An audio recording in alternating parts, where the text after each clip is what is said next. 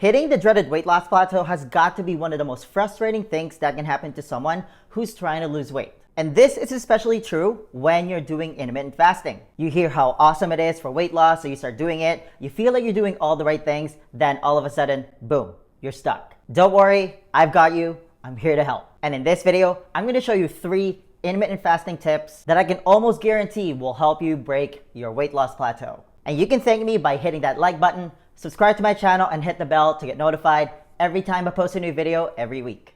Tip number 1 is take out the training wheels. Don't have anything during your fast. What I mean by that is you want to have a zero tolerance policy during your fasting window. I'm talking about putting butter or MCT oil in your coffee first thing in the morning, drinking pre-workout or BCAA before your workout, even though it's labeled as 0 calories, or drinking diet soda or really any 0 calorie drink but is artificially sweetened during your fasting window. So let's talk about each one of those real quick. I'm not saying that putting butter or MCT oil in your coffee, also known as bulletproof coffee, is bad for you. In fact, it can help you even get fat adapted faster. It's called doing a fat fast. It's where you're consuming some fat during your fasting window. And this is actually really helpful for some people, especially if you're new to this, because pure fat doesn't have a lot of effect on your insulin levels, and you're still getting most of the benefits of intermittent fasting because it still keeps you in ketosis. It's kind of a training wheel for absolute beginners, but it's exactly just that. It's a training wheel. What I mean by that is if you've hit a weight loss plateau, keep in mind that butter and MCT oil still contains calories. A standard bulletproof coffee recipe, for example, contains something like 440 calories. So let's do some math here. Let's say you round that up to 500 calories, just to make the math a little easy here. Let's say you're putting a little extra butter in your coffee. So if you drink bulletproof coffee every day in a span of a week, that is about 3,500 calories. So 500 calories times 7 days. Now, 1 pound of fat approximately contains 3,500 calories as well. What that means simply is that if you're drinking bulletproof coffee every day, you are potentially stopping yourself from losing an extra pound of fat every week. And that could be the difference between you being stuck versus you breaking that weight loss plateau. Now let's talk about pre-workout and BCAA. Let's say you take that stuff before or during your workout because your bro told you that it's okay because it's 0 calories. Or again, you're drinking a can of diet soda or anything that's branded as 0 calories but is artificially sweetened. And this includes, unfortunately, stevia, by the way. All those things that I just mentioned will inadvertently break your fast because it's gonna trigger the cephalic response in your body when you take it. So when you drink that stuff, your body tastes something sweet. So it sends signals to your pancreas to start producing insulin in anticipation of the food that's coming in because there's something sweet in your mouth. But there's actually no food in your mouth. You're just drinking liquid that's supposed to be 0 calories. So now your brain gets confused and it's gonna send even stronger hunger signals. It's gonna send even stronger hunger pangs. And at the same time, you've just broken your fast because again, you just triggered an insulin response. And you've just switched your body from fat burning mode to fat storage mode, even though you're not eating. Does that make sense? This is why drinking diet soda is one of the worst things that you can do when you're doing intermittent fasting. Same goes for drinking anything that's 0 calories, but is artificially sweetened. It's a one-way ticket to hitting a weight loss plateau. You're selling yourself short and you're not getting the full effects of fasting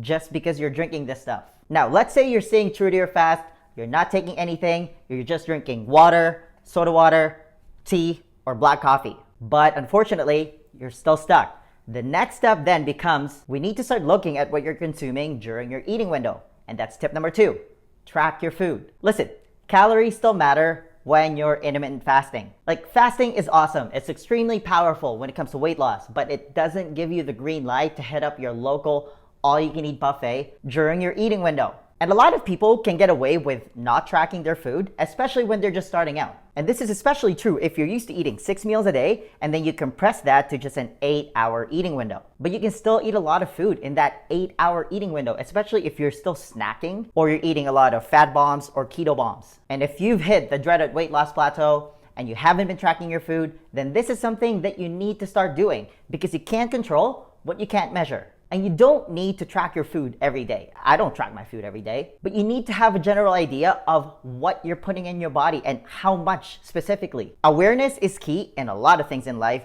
but this is especially true once you've hit a plateau. And this doesn't have to be rocket science. Just start by writing all the foods that you're eating, and then you want to use an online food tracker to log in your food. And I personally use a free app called MyFitnessPal, and I have a separate video on how to use it if you want to know more about it. And if you've never tracked your food before, this is going to be an eye-opening experience for you. Again, I'm not a big fan of obsessing over every single gram of food you put in your body, but the other side of that is just because something is labeled as healthy doesn't mean that you can go to town on it. Cheese and nuts are great snacks, for example, especially if you're replacing chips, cookies, candy, or whatever your caloric kryptonite is.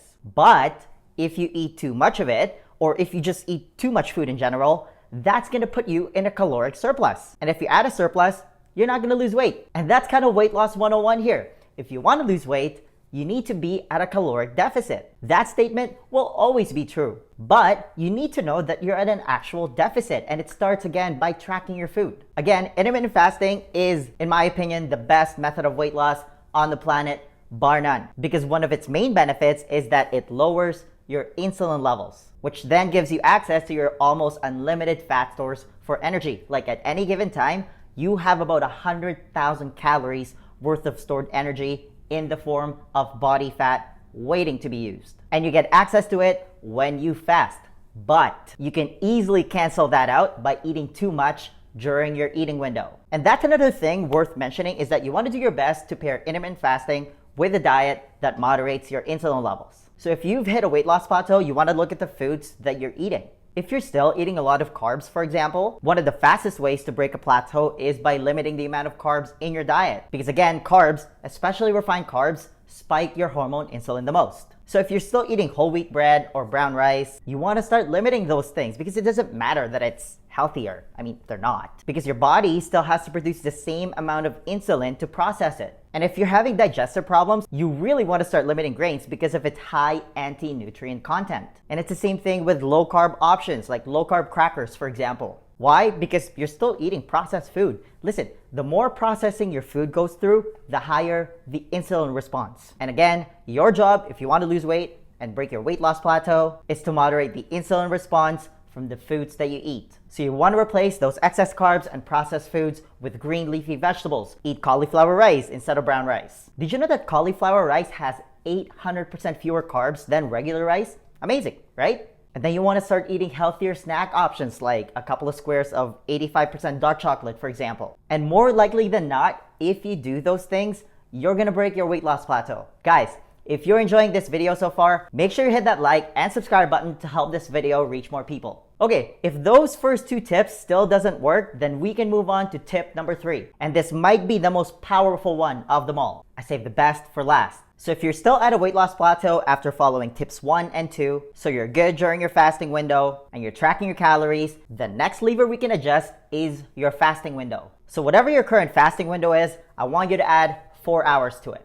For example, if you're completely new to this and you're eating 3 meals a day, so you're balanced, you have a 12-hour eating window and a 12-hour fasting window, then it's time to graduate and it's time to actually start doing intermittent fasting. So you're going from a 12-hour fasting window to now, you had 4 hours, you're now doing a 16-hour fasting window. If you're currently doing a 16-hour fast, so add 4 hours to that, it's time to level up. So now you're gonna be doing a 20-hour fast. So more of a warrior style diet. And the effectiveness of this tip is based on my own personal experience and the results of all my students. Because the power of intermittent fasting lies in not eating less, but less frequently. Again, let me repeat, it's not about eating less, but less frequently. When I started out, for example, I used to do a 16-hour fast and I got good results. But then I switched to a 20-hour fasting window eating the same calories, I got even better results. When I switched to a 24-hour fast, that was when I got the best results, and I've been able to maintain those results ever since. The longer you fast, the better, because you're giving your body more time to lower your insulins and tap into your fat stores for energy. And this is especially true if you've been overweight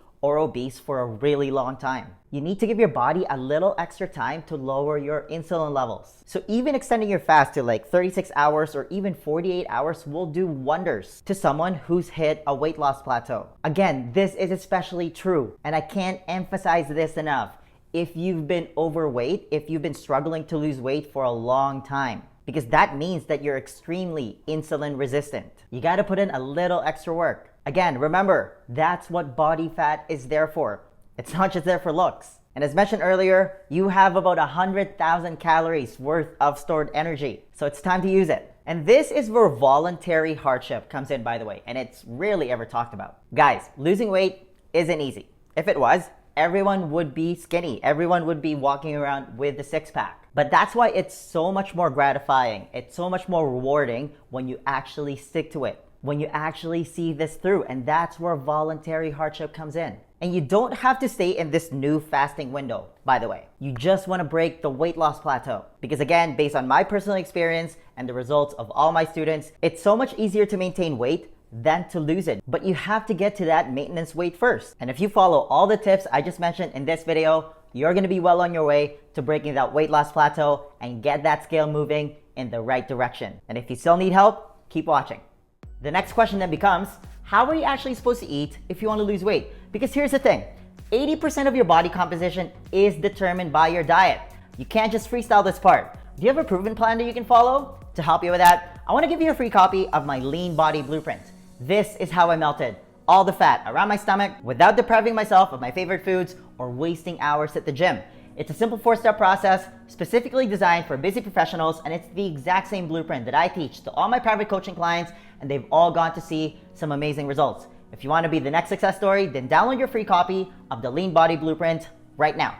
There's going to be a link somewhere at the top here or in the description box. Just click on it, type in your email, and I'll send it to you right away. All right, that's all I've got. Give this video a thumbs up if you enjoyed it and share it with your friends. Please subscribe to my channel if you haven't already. I post a new video every week. And hey, leave a comment below if you have any questions about this video. Thanks for watching, and I'll see you in the next video. First, a high five.